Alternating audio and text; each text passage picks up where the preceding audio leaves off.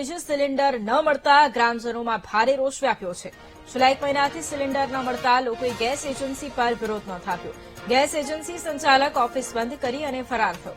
મોટી સંખ્યામાં લોકો ભેગા થતા કાનેલી પોલીસ ઘટના સ્થળે પહોંચી। ઉપલેટા નાયબ મામલતદાર જીતુ કરંગિયા પણ આ ગામે પહોંચ્યા હતા। 2 દિવસમાં રાબેતા મુજબ ગ્રાહકોને સિલિન્ડર મળી જવાની ખાતરી આપી છે। મહત્વનું છે કે લોકોએ 2 દિવસમાં એલપીજી સિલિન્ડર ન મળે તો ગામ સજ્જડ બંધ કરવાની ચીમકી ઉચ્ચારી અને રસ્તો પણ બ્લોક કરવામાં આવશે તેવી ચેતવણી આપી।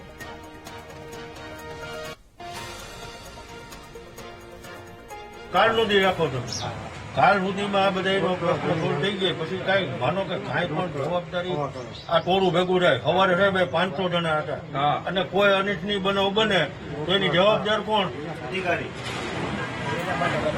બરાબર, તમારે લેવાના હોય આ તો સમજાવી। ગત 8 તારીખથી મારે ઓનલાઈન બાટલો રજીસ્ટ્રેશન થઈ ગયો છે। 8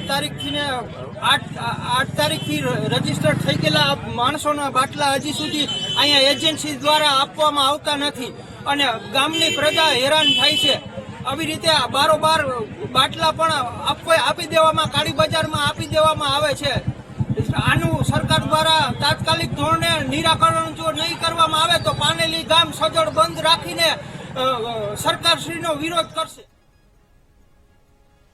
અમદાવાદ શહેરમાં કાયદો અને